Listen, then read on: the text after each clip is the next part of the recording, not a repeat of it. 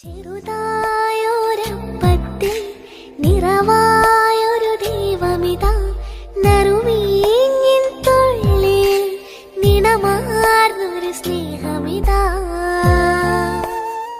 യേശുവിനെ മുന്നിൽ കണ്ടുകൊണ്ട് വേണം നമ്മൾ ഓടാൻ.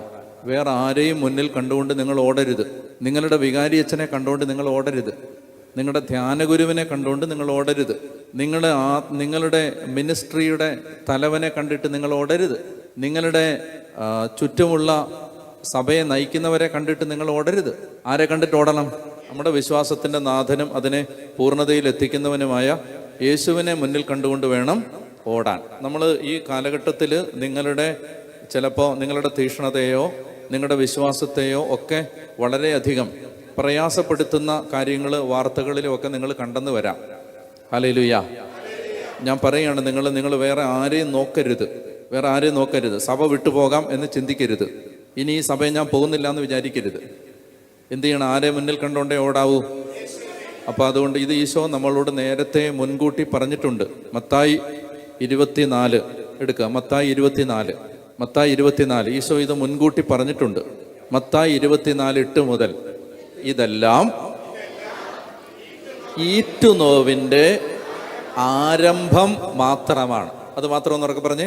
ഇതെല്ലാം ഈറ്റുനോവിൻ്റെ ആരംഭം മാത്രമാണ്. മനസ്സിലായി? ഇപ്പം നിങ്ങൾ വാർത്ത കാണുന്നതും നിങ്ങൾ പത്രത്തിൽ വായിക്കുന്നതും TV കാണുന്നതും യൂട്യൂബിൽ കാണുന്നതും ഒക്കെ ഈറ്റുനോവിൻ്റെ ആരംഭം. സഭയിൽ നിങ്ങൾക്ക് വിഷമം ഉണ്ടാക്കുന്ന എന്നെ ഈ ദിവസങ്ങളിൽ ഒത്തിരി പേര് മെസ്സേജ് അയക്കുന്നുണ്ട്, വിളിക്കുന്നുണ്ട്. അച്ഛാ, ഞങ്ങൾക്ക് ഇതൊക്കെ കണ്ടിട്ട് ഞങ്ങൾ മടുത്തു.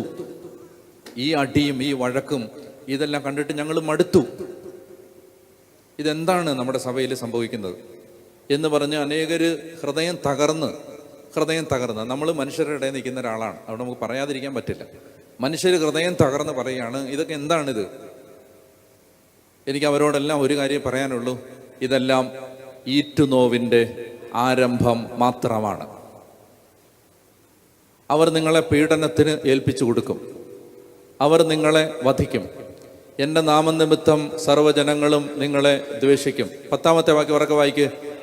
അനേകർ വിശ്വാസം ഉപേക്ഷിക്കുകയും പരസ്പരം ഒറ്റിക്കൊടുക്കുകയും ദ്വേഷിക്കുകയും ചെയ്യും. മനസ്സിലായോ? അനേകര് വിശ്വാസം ഉപേക്ഷിക്കുകയും പരസ്പരം ഒറ്റിക്കൊടുക്കുകയും വെറുക്കുകയും ചെയ്യും. വിശ്വാസികളുടെ ഇടയിൽ അനേകര് വിശ്വാസം ഉപേക്ഷിക്കും. അനേകർക്ക് വിശ്വാസം എന്താണ്?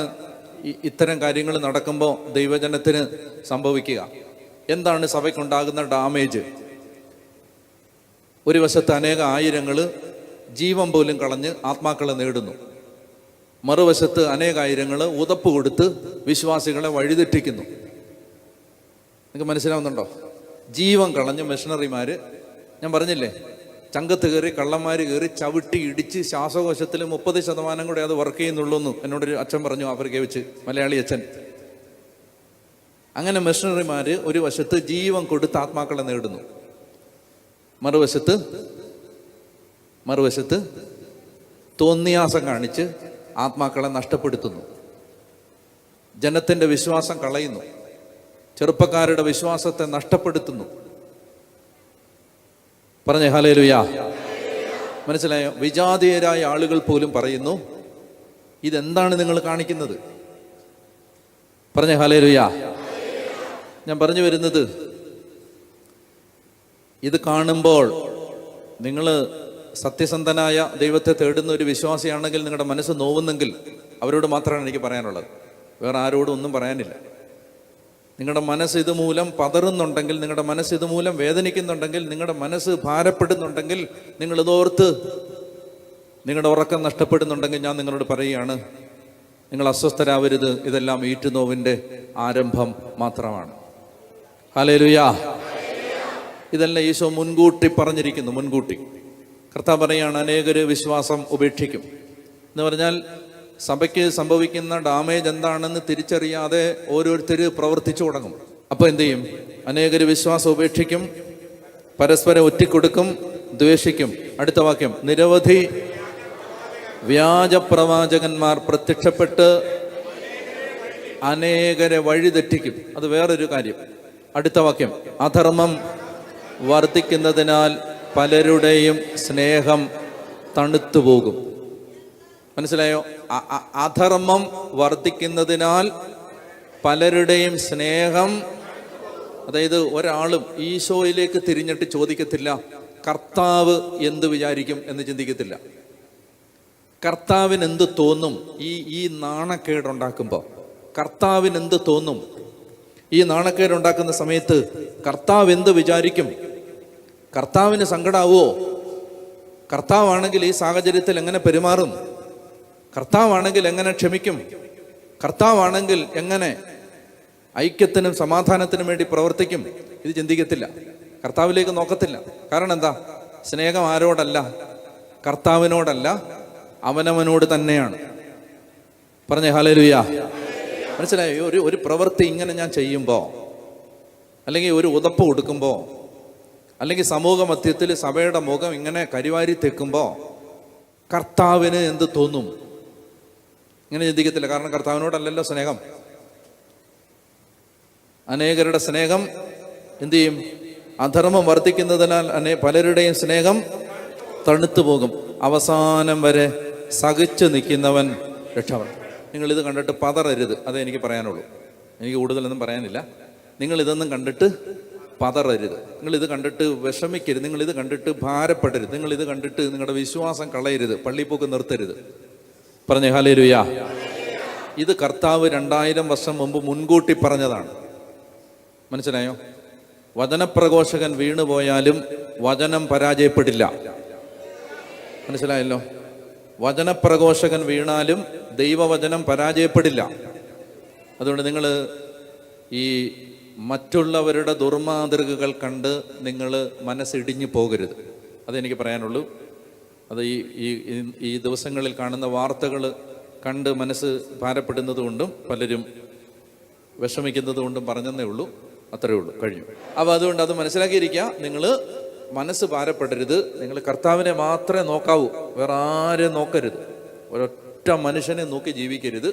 ഈശോയെ നോക്കുക, വചനത്തെ നോക്കുക, അതനുസരിച്ച് ജീവിക്കുക, ദൈവിക സംവിധാനങ്ങളെ മാനിക്കുക, ഇടവകയെ സ്നേഹിക്കുക, പള്ളിയിൽ പോവുക, കുർബാനയിൽ പങ്കെടുക്കുക, പ്രാർത്ഥിക്കുക, സഭയ്ക്ക് വേണ്ടി പ്രാർത്ഥിക്കുക. അങ്ങനെ അതായത് ഇതൊന്നും കുറയാൻ പോകുന്നില്ല, കൂടാൻ പോകുന്നേ ഉള്ളൂ. മനസ്സിലാവുന്നുണ്ട്? അപ്പോൾ അതുകൊണ്ട് ഇതൊക്കെ കാരണം അത്രയും മനുഷ്യർ കർത്താവിൽ നിന്ന് അകന്നു കഴിഞ്ഞു. കർത്താവ് വിലയുണ്ടെങ്കിലല്ലേ കർത്താവിനെ പ്രതി എന്തെങ്കിലുമൊക്കെ ചെയ്യൂ. കർത്താവിന് വിലയില്ലെങ്കിൽ പിന്നെ ആരെ പ്രതിയാ ചെയ്യുന്നേ? ആരെ പ്രതി വിട്ടുകൊടുക്കും? ആരെ പ്രതി വിട്ടുവീഴ്ചയ്ക്ക് തയ്യാറാവും? ആരെ പ്രതി തോറ്റു കൊടുക്കും? സാരമില്ല, നമുക്ക് ഇത്തിരി ഡാമേജ് വന്നാലും സാരമില്ല, ക്ഷമിക്കാം, വിട്ടുകൊടുക്കാം. അത് ആരെ പ്രതി ചെയ്യും? കർത്താവില്ലല്ലോ പിക്ചറിൽ. കർത്താവെ എന്താണ് എനിക്ക്? കർത്താവെ പിടിച്ചു നിൽക്കാനുള്ള വിശ്വാസം തരണമേ.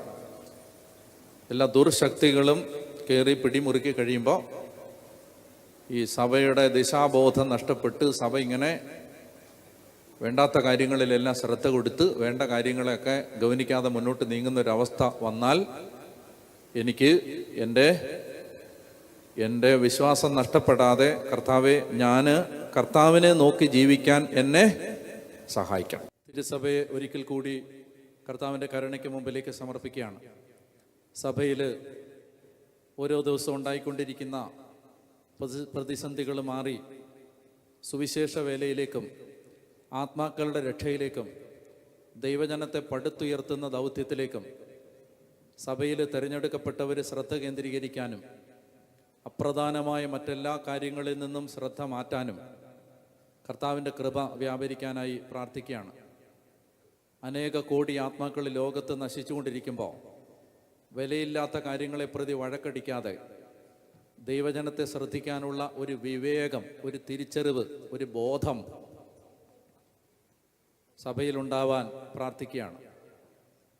അനേക കോടി ആത്മാക്കൾ ഇടയിലില്ലാത്ത ആടുകളെ പോലെ അലയുമ്പോൾ കർത്താവെ അനേകായിരങ്ങൾ ജീവിതത്തിൽ ഒരാശ്വാസവാക്ക് ആരെങ്കിലും ഒന്ന് കേട്ടിരുന്നെങ്കിൽ, കർത്താവെ ആരെങ്കിലും അല്പസമയം തന്നിരുന്നെങ്കിൽ എന്നോർത്ത് പ്രയാസപ്പെടുമ്പോൾ, ദൈവജനം അജ്ഞതയിൽ നശിക്കുമ്പോൾ, കുടുംബങ്ങൾ നശിപ്പിക്കുമ്പോൾ, കർത്താവെ വിലയില്ലാത്ത കാര്യങ്ങളെ പ്രതി വഴക്കടിക്കുന്നത് നിർത്തി ലോകത്തിൻ്റെ നാനാ രാജ്യങ്ങളിൽ, ഭൂഖണ്ഡങ്ങളിൽ ആത്മാക്കളെ തേടി ഇറങ്ങാനുള്ളൊരു വിവേകം കേരള സഭയ്ക്ക് നൽകണമേ എന്ന് ഞങ്ങൾ അങ്ങയോട് പ്രാർത്ഥിക്കുന്നു. കർത്താവെ, അപ്രധാനമായ കാര്യങ്ങളിൽ ശ്രദ്ധ കേന്ദ്രീകരിച്ച് ആയുസ് പാഴാക്കി കളയാതെ, ഊർജം കളയാതെ, തിരുസഭയ്ക്ക് അങ്ങ് തന്ന മനുഷ്യ വിഭവശേഷി സ്വർഗം വിലയിടുന്ന കാര്യങ്ങൾക്ക് വേണ്ടി, സ്വർഗരാജ്യത്തിൽ വിലയുള്ള കാര്യങ്ങൾക്ക് വേണ്ടി ഉപയോഗിക്കാൻ തിരുസഭയിൽ ഒരു അഭിഷേകം ആളിക്കത്തണമേ എന്ന് പ്രാർത്ഥിക്കുന്നു. ഭിന്നതയും കലഹങ്ങളും മാറി കർത്താവേ, സമാധാനത്തിൻ്റെ, ഐക്യത്തിൻ്റെയും യോജിപ്പിൻ്റെയും ഒരു കാലം ഞങ്ങളെ നോക്കി നിൽക്കുന്ന അനേകം വിജാതീയരുടെ നടുവിൽ സാക്ഷ്യത്തോടെ ജീവിക്കാൻ ഉതകുന്നൊരു കാലം ഞങ്ങൾക്ക് തരണമേ എന്ന് ഞങ്ങൾ പ്രാർത്ഥിക്കുന്നു.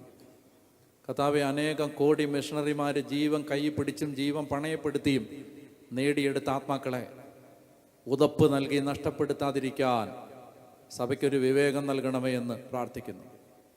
കർത്താവെ, സഭയിലേക്ക് പ്രവേശിക്കാൻ പിശാച് കണ്ടുപിടിച്ച തുറന്നു കിടന്ന അധർമ്മത്തിൻ്റെ വാതിലുകൾ അടച്ച് അവയ്ക്ക് പരിഹാരം തേടാൻ, സഭ മുഴുവനിലും പരിഹാരത്തിൻ്റെയും പ്രായശ്ചിത്തത്തിൻ്റെയും ഒരു നിലവിളി ഉയരാൻ സഭയിൽ ഒരു ദിശാബോധം രൂപപ്പെടണമേ എന്ന് പ്രാർത്ഥിക്കുന്നു. കർത്താവെ, സമൂഹത്തിൽ ഞങ്ങൾ നാണം കെട്ടു നിന്ന സ്ഥലങ്ങളിൽ വീരോചിതമായ അഭിഷേകത്തിൻ്റെ, ഒരിക്കലും ആർക്കും പ്രതിരോധിക്കാനും തടഞ്ഞു നിർത്താനും പറ്റാത്ത അത്ഭുത അഭിഷേകമുള്ള ഒരു ജനതയെ ഈ സഭയിൽ ഉയർത്തണമേ എന്ന് ഞങ്ങൾ പ്രാർത്ഥിക്കുന്നു. കർത്താവെ, മാനം കെട്ടും നാണം കെട്ടും തലകുനിച്ച് നിന്ന മനുഷ്യരുടെ ഇടയിൽ കർത്താവ് ഇവരുടെ ഇടയിൽ ഉണ്ട് എന്ന് ജനം തലകുലുക്കി സമ്മതിക്കാൻ ഇടയാകുമാറ് ഒരു അഭിഷേകമുള്ള ജനതയെ എഴുന്നേൽപ്പിക്കണമേ എന്ന് ഞങ്ങൾ അങ്ങയോട് പ്രാർത്ഥിക്കുന്നു. കർത്താവേ, സഭയ്ക്ക് നേരിടുന്ന അപമാനങ്ങൾക്ക് ഉചിതമായ പരിഹാരം കണ്ടെത്താൻ സഭാധികാരികളുടെ കരങ്ങളെ ശക്തിപ്പെടുത്തണമേ എന്നും പ്രാർത്ഥിക്കുന്നു. പ്രിയമക്കളെ, കേരള സഭയ്ക്ക് വേണ്ടി, ഭാരത സഭയ്ക്ക് വേണ്ടി, ആഗോള സഭയ്ക്ക് വേണ്ടി ദിവ്യകാരുണ്യത്തിൻ്റെ അഭിഷേകം ഒഴുകി ഇറങ്ങട്ടെ എന്ന് ആഗ്രഹിക്കാം, ദാഹിക്കാം. കരങ്ങൾ ഈശോയിലേക്ക് നീട്ടിപ്പിടിച്ച് ശക്തിയോടെ അതിനെ തുറന്ന് കർത്താവിനെ വിളിക്കാം. യേശുവേ, യേശുവേ, യേശുവേ, യേശുവേ, യേശുവേ, യേശുവേ, യേശുവേ, യേശുവേ, യേശുവേ.